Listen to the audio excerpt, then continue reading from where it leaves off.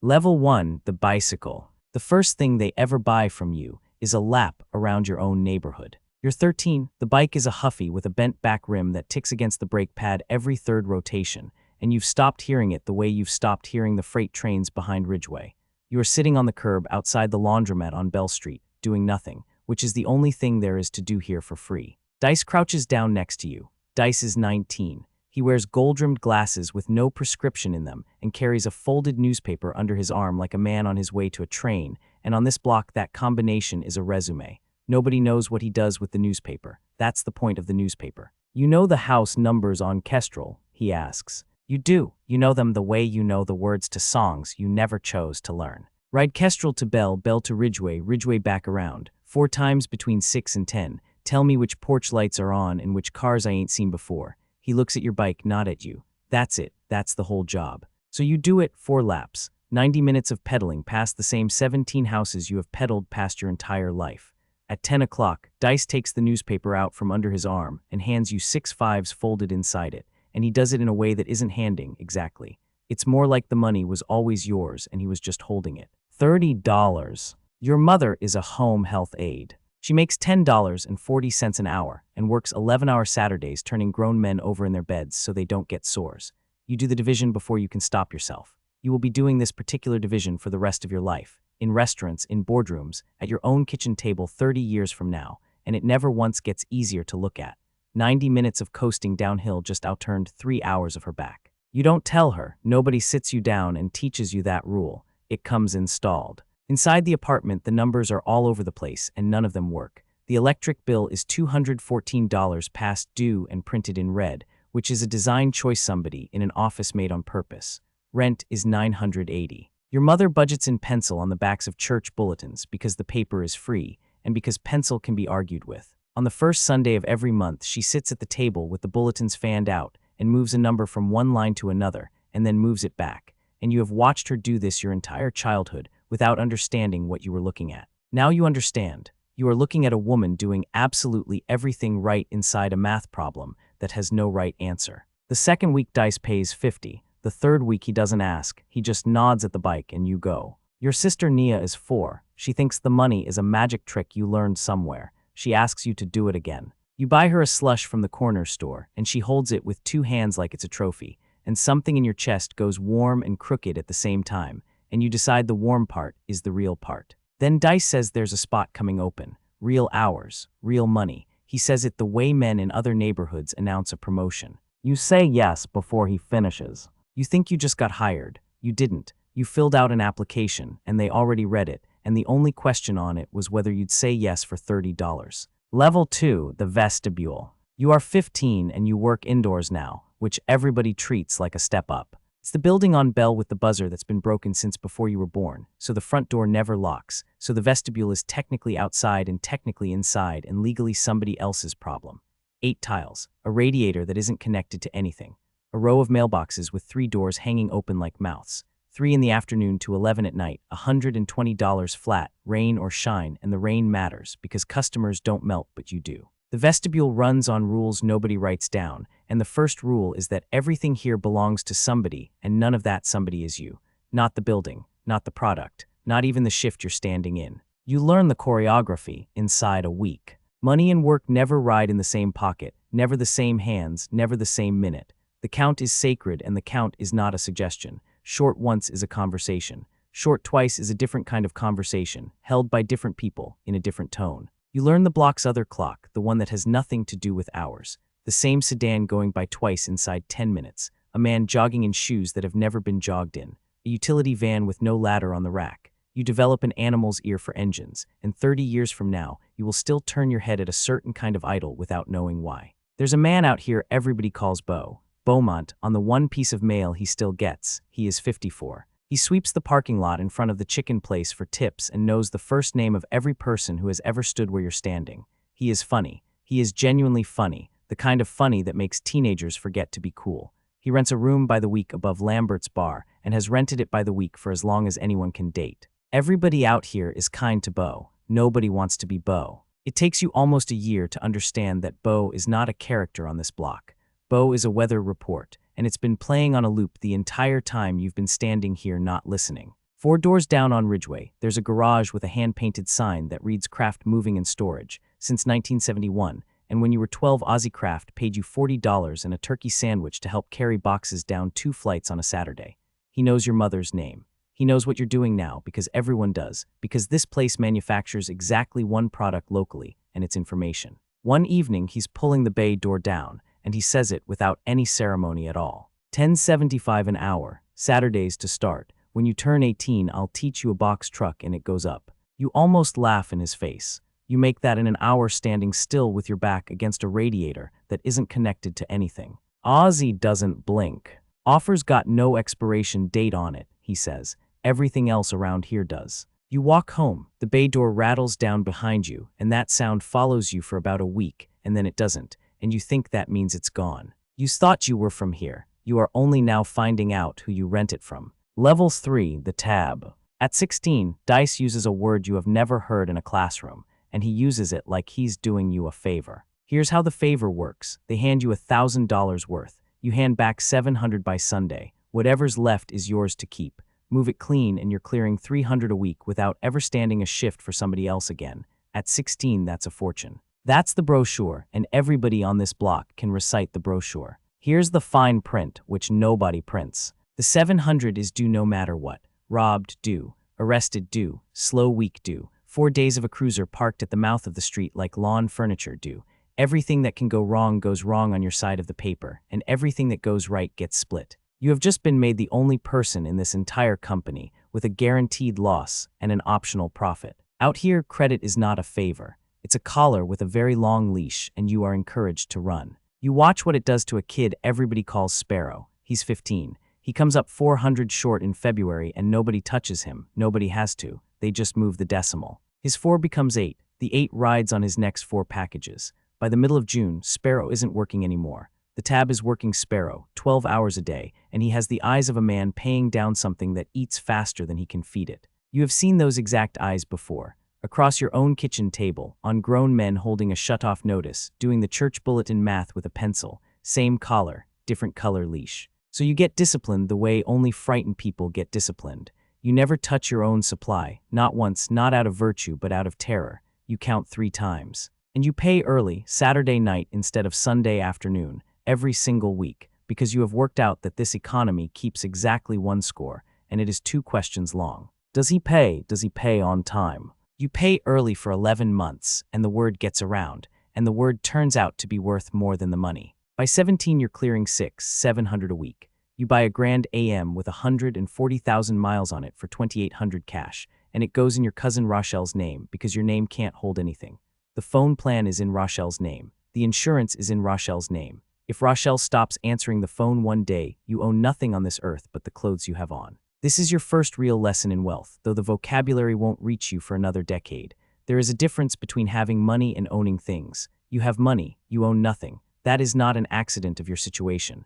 That is the architecture, and it was drawn up long before you got here. Your mother finds a rubber-banded roll in your jacket on laundry day. She doesn't shout. She sets it on the kitchen table between the 2 of you like it's evidence at a hearing, and she asks one question. Whose is this? You tell her it's from Kraft's. She looks at you for a long, long time. Then Ozzy won't mind writing it down for me, she says, and she stands up and walks out of her own kitchen. The roll sits on the table all night, and you learn that money can make a room colder. She never takes $1 of it, not once, not ever, not through anything that's coming, and a great deal is coming. Level 4, the scale. You are 19, and you learn both meanings of the word in the same year. Your workday ends the same way every night, alone, blinds down, counting. You run a line now, 3 younger guys, 1 phone, a rhythm you built yourself out of nothing but paying attention. The phone rings 50 times a day, and every ring is worth money. By Sunday night, the week has grossed $7,400, and after the re-up and the payroll and the constant small bleed of doing business in a business with no receipts, about $2,600 of it stays with you. You can count $5,000 in soft, worn bills in under 6 minutes. It is the only certification you hold. Here is what nobody tells you about the money, and it is the single most important thing about the money. It doesn't work. You have more of it than anyone you know, and it cannot perform one single grown-up function. It can't open an account without questions. It can't sign a lease because landlords want pay stubs and your industry doesn't issue them. It can't build credit. It can't buy anything with a title on it. It can't be put anywhere and left alone. Your landlord charges you $250 over market because you pay cash, and because a man who pays cash can't complain to anybody about anything, ever. You start calling it the cash tax in your head. You pay it on the apartment, you pay it on the car, you pay it on repairs, on furniture, on respect. It is the most expensive discount in America. So the money does the only thing fast money knows how to do, which is leave fast. $400 sneakers, a chain you wear twice. Everybody eats when you're out and you pick up every check every time, and you tell yourself that's generosity, and half of it is, and the other half is that $92,000 sitting behind 4 different baseboards is a problem you can only solve $80 at a time. Then there's the other ledger, the one that isn't optional. One of your guys gets picked up 8 blocks off the strip in March. Bail is $12,500. The lawyer wants a $6,000 retainer before she'll say good morning to you. You pay both, partly because that's the code, and mostly because a man facing years by himself becomes a man with stories to tell. Legal fees, you learn, are not an emergency in this business. They're a subscription. Your mother has stopped asking where the money comes from. That is so much worse than the asking. The questions were a rope with 2 ends, and one day she quietly set hers down. Nia is 10. She tells her class her brother is a businessman. Somebody tells you this like it's a cute story. It sits in you like a swallowed coin for 20 years. You sleep in the back bedroom because it has 2 ways out. You will check for 2 ways out of every room you enter for the rest of your life, including rooms with chandeliers in them, decades from now, with your name on the building. Dice is 24 now. He has a daughter, a case he won't discuss, and a chain that is genuinely beautiful. You catch yourself thinking it looks like the kind of thing people wear in the photograph everybody uses afterward. That thought comes from the part of you that has been running a quieter count all along, because that's the thing about counting every night. Eventually you start counting other things. Sirens per shift, original faces still on the strip, how long anybody above you has actually, verifiably lasted. $92,000, 4 hiding spots. Not one object on this earth with your name on it. You tell yourself that's freedom. You are 8 months from learning the real word. Level 5, the roll call. The word is exposure, and you learn it the way you learn everything out here, which is in pieces, out of order, from people who can't tell you anymore. In March, a boy named Emmanuel gets killed on a Tuesday afternoon 4 blocks east. He's 17.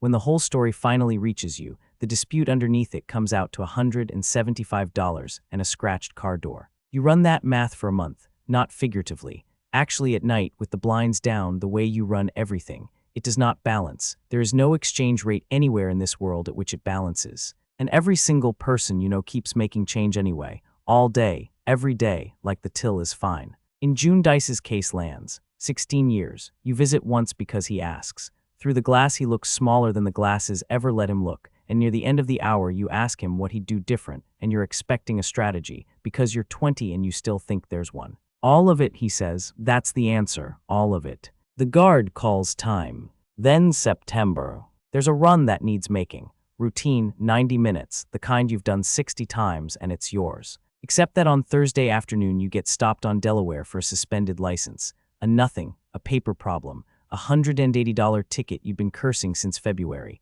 and they impound the Grand AM and put you in county for 36 hours over a court date you never showed for. So Tree takes the run. Trevor Nash, your best friend since the 4th grade, who keeps a page torn out of a community college catalog folded into his wallet, the diesel technology program, the phone number circled in blue pen, because that's the plan, he says. 2 years, a certificate, a bay with his name over it. They stop him on the Lorraine overpass at 11 at night. He's 21. He has 1 prior. 12 years and 4 months. The entire difference between his life and yours, from that night until the end of both of them, is a traffic ticket you spent 8 months complaining about. The best thing that ever happened to you was $180 of bad luck. His mother doesn't look at you at the sentencing, or she can't. You never find out which because you never once ask. What you do is set up the only payment plan that exists, $100 a month on his commissary, a letter every few weeks, and you take the folded catalog page out of his room before his mother packs the rest into boxes, and you don't examine why you take it. You just know it can't go in a box. After that you run the roll call. One night, blinds down, no money on the table. You count the men who were standing on this strip the day you started. 13, including you. 3 are dead, 5 are inside. 2 are gone in the way where you don't ask. One is Bo, 57 now, still sweeping the chicken place lot, still funny, still renting by the week. And 0 are rich, not one. 7 years inside this economy and you have never met a rich old man in it. Not one. Not a rumor you could trace back to a name. You finally see the business from altitude, and it's very simple and very ugly. It is a machine that converts young men into money, and the money doesn't even sleep in this zip code. You have been calling yourself a businessman. Nia was right and wrong in the same sentence. You were never the business. You were the inventory that could walk itself to work. There is a detective now who says your name pleasantly when he cruises past. Just your name, like a man confirming an appointment. Somewhere there's a file, and it is gaining weight, and you are the one feeding it. At night you still do the count. It's just not the money anymore. It's the exits. Level 6, the receipt. You can't quit the street. Quitting implies it was ever a job, with a manager and a 2 weeks notice and a last day. What you can do, maybe, if you're early enough and boring enough about it, is settle your account. The man everyone answers to is called Foy. He's 57 and he holds court in the back office of a check cashing place on Delaware, which is a joke he has never once acknowledged out loud. He wears a hearing aid, and when he's finished listening to you, he reaches up and turns it off, and that is the entire meeting adjourned. You bring everything you owe down to the last dollar, plus the phone, which is the part that matters. You lay it out flat, the detective, the file, the 36 hours in county and what it cost the person who wasn't in county. You say the sentence you rehearsed in the car, you're hot, heat spreads, and a man in a cell makes nobody hear a dime. Foy counts the money without any hurry at all, twice, licking his thumb like a bank teller in 1962. Then he looks up. You know why you get to walk. You wait. Because you asked, nobody asks. He puts the phone in a desk drawer the way you'd return a library book. They get sloppy or they get greedy, and then it stops being my decision, and I'm not a man who enjoys decisions that ain't mine. Then at the door, you never owned that line, understand. You were renting it, same as you've been renting everything out here since you was on that bicycle. Word gets around inside a week, because word is still the only thing this place manufactures locally. 11 days into your retirement, somebody kicks the door of the apartment on bell while you're out and finds the spot behind the baseboard in the back bedroom. The biggest of the four, $19,000, gone in an afternoon. The street charges an exit fee. It just doesn't post the amount in advance. You know 2 of the 3 names inside a month. You do nothing at all. Getting it back would cost more than the money, and that is the last piece of street arithmetic you will ever run in your life. Some debts you just eat. You eat this one standing in your own kitchen at 2 in the morning, and it goes down easier than you expected, and that's how you know you're already gone. What's left is about $44,000 in cash, and here comes the joke nobody warned you about. You always assumed the hard part of money was making it. The hard part is converting it. Every real door in the adult world, whether it's a lease, a loan, a license, a business, or a life, asks one polite question at the threshold. Where did this come from? And you do not have an answer that any form on earth will accept. So the money that nearly cost you your entire life gets spent like a 14-year-old's allowance. Rent, groceries, a mattress, a winter coat, $60 at a time for the better part of 2 years. Fast money's final insult is how slowly it forces you to spend it. On a Monday morning in April, 23 years old, you walk up Ridgeway and stand in front of a hand-painted sign that has needed repainting since 1994. Aussie Craft is grayer, thicker through the middle, and there's a click in his left knee you can hear from the office door. He looks at you for a good while, long enough to cover everything the 2 of you are going to skip permanently, starting now. 11:75, he says. 6 a.m. Bring gloves, I ain't buying you gloves. The offer didn't expire. Level 7, the time clock. Your first week is 40 hours, and the gross is $470, and the check, after everything the government wants, is $391.60. You have held 20 times that in a single rubber band, in the dark, behind a baseboard. This is the most important money of your life, and it is not close. Because this money exists, it has a trail. It has your name spelled correctly across the top of it, printed by a machine, filed somewhere by a person who doesn't know you. It can walk into a bank in broad daylight. So do you. 23 years old, opening a first checking account, palms sweating like it's a traffic stop, waiting for somebody to come out from a back room and tell you no. The teller is 20 and bored and chewing gum and has absolutely no idea she is performing a baptism. They tell you your credit score is nothing, no history, a blank, and standing on the sidewalk afterward you laugh out loud alone because nothing is still infinitely better than where the other economy starts a man, below 0 in somebody else's book, wearing a number that grows overnight while you sleep. Secured card $300 limit, your own money loaned back to you with a straight face.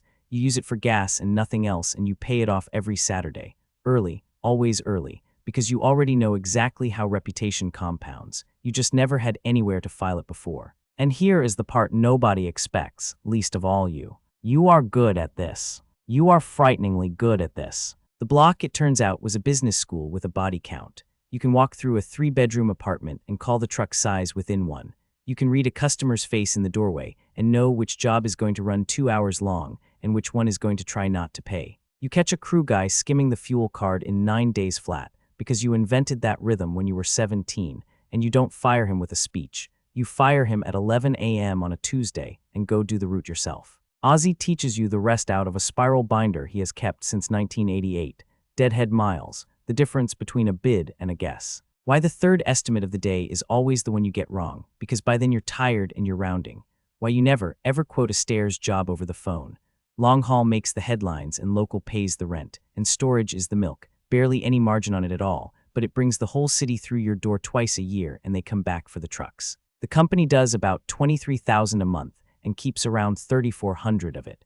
You learn to feel that ratio in your hands the way you once learned to feel a count. Year 1, you get keys. Year 2, the dispatch board. Year 4, Ozzy's shoulder goes, and then his wife's diagnosis comes back the wrong way, and then a daughter in Tampa decides she wants a father instead of a garage. He names his price standing at the dispatch board on a Wednesday morning, flat, like he's quoting a 2-bedroom across town. $185,000. You have $16,400 saved clean out of paychecks, and you understand now, completely, in your body, that the 16.4 outweighs every rubber band you ever hid in a wall. He takes it as a down payment and holds the note himself. $1,600 a month, 10 years, his name on your paper. Halfway through signing, your pen stops because you finally recognize the shape of the thing in your hand. Take now, pay later, your name on the risk. It's a tab. It is the exact same instrument, drawn up by the same species of mind, and you have held one before. Except that the man on the other side of this table is actively hoping you win.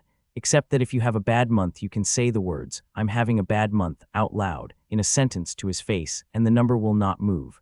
Except that if he dies, the paper stays what it says it is. That is the entire difference between the two economies you have lived in. It took you 27 years to see it, and it fits on one line. The first big thing you buy with clean money is a washer and dryer, delivered to your mother's apartment on a Saturday. She has been walking to the laundromat on Bell for 22 years. You brace yourself for the old ritual, the money finding its way quietly back into your jacket pocket by Tuesday. No note, no argument. She puts one hand flat on the lid and leaves it there. "This one I'll keep," she says. "Level 8, the name." The vinyl lettering costs $340 for the pair of doors and takes a man in a van about 20 minutes. You stand in the yard afterward and look at your own last name in white on a blue truck panel for considerably longer than a grown man should stand in a yard looking at anything. Because half of everything you ever owned lived under somebody else's name. The Grand AM was Rochelle's. The phone was Rochelle's. The apartment belonged to a man who charged you $250 over market for the privilege of being untraceable. You are 31 years old, and this is the first object you have ever owned that admits, out loud in public, at 40 miles an hour, that it's yours. In the third year, the landlord raises the rent on the garage 24%, and you sit with the ledger at 2 in the morning and start laughing alone in the office, because you finally see it. You have spent your entire life on corners, working them, fleeing them, watching men die over them, and you have never once, not for a single day, owned one. The building is $290,000. The bank says yes. The bank says yes to you. The loan officer shakes your hand and asks about your weekend, and driving home you think about a 19-year-old with $92,000 behind 4 baseboards who could not have opened a Christmas club account at that same branch. The bank did not get kinder. Your paperwork got legible. Then 11 patient years, and patience turns out to be nothing more than discipline serving a longer sentence. The lot next door, the old freight yard across the river, 19 trucks, 34 people on real payroll, with taxes and dental paid Friday before noon, on time, every time, without exception, because you carry a forensic memory of what a short envelope feels like from underneath. The wire for the 4th building clears on a Tuesday afternoon at 2:14. You are standing in a parking lot when the phone buzzes, because you are always standing in a parking lot when it matters. Nothing changes. Same sky. Same gulls working the same dumpster behind the same chicken place. Somewhere between a Bentram Huffy and this exact minute, you became worth more than the strip that raised you. A little over $4.2 million on paper, entirely, gloriously, boringly on paper. Your mother's house has $47,000 left on it, one cashier's check. She frames the payoff letter and hangs it in the hallway like a diploma, which is precisely what it is. Nia is 26, has a nursing degree, runs your dispatch office 3 days a week, and corrects your grammar in front of the crew. 12 years and 4 months after a stop on the Lorraine overpass, you're parked outside a gate at 7 in the morning, when Tree walks out squinting at a son he hasn't been allowed to look at properly in over a decade. In your pocket, there's a key to Bay 3 and a page torn from a community college catalog, gone soft as cloth, a phone number circled in blue ink by a 17-year-old. You kept it, he says. It was collateral, you say, which is a lie. It was a promise. He sits for his diesel certification, 14 months later. Every truck in that fleet goes through his hands now, and he charges you shop rate, and you pay it, and neither of you has ever once discussed why. Not everything rounds up. Dice comes home at 41 to a daughter who calls another man dad, and you give him a chair on dispatch, and some weeks he shows and most weeks he doesn't, and you keep the chair open anyway. Bo dies at 61 in a rented room above Lambert's, and 11 people come, and you pay for all of it and stand at the back and say nothing to anybody. There's a ledger you will never balance, $175 and a car door, 36 hours in county, a woman at a sentencing who didn't look up. You stopped trying to balance it years ago. Some debts don't get paid back. They get paid sideways in the dark, to strangers, in amounts nobody will ever thank you for. 9 men off that strip have worn your company's shirt over the years. 4 stayed. 1 runs the second yard. The rest went back, and you keep their applications in the top drawer of the desk anyway, and you have never explained that to anyone who works for you. The habits stay, 2 ways out of every room, including the ones with chandeliers. You count the drawer yourself some nights, under 6 minutes. Some certifications don't expire. You keep a folded 100 behind your license like a fire extinguisher. You cannot drive past a kid on a bike at dusk without your chest doing something complicated that you have no plans to describe to a professional. Then it's a Thursday in October, and through the office window, past your name on the glass, you see him. 13, maybe 14. Bike laid over in the grass strip by the curb, back wheel still turning a little. Elbows on his knees, doing quiet arithmetic in his head, and you know the equation by heart because it hasn't changed in 30 years. A bill printed in red, a tired mother, a refrigerator with a margin of error of exactly 0. A young man in clean sneakers crouches down beside him and says something short. The boy laughs, then listens, then nods. Then the bills, it's always the bills. It's never a speech. You could cross the lot. Some days, some kids, you do. A shirt, a schedule, $16 an hour, a door that stays open, and a man who says the offer has no expiration date on it. Today you stand behind glass with your own name on it, in your building, on your corner, and you watch. Because you know exactly what $30 sounds like to a boy doing his mother's arithmetic, and there is no speech on this earth that outbids it in the moment. Tonight he'll count it twice under the covers and feel, for the first time in his life, like the numbers finally work. He thinks he just got hired. He filled out an application. They already read it. And the price isn't printed anywhere on it, but he'll pay it, and he'll pay it in full, and he'll pay it early, because that's the only way this economy has ever kept score.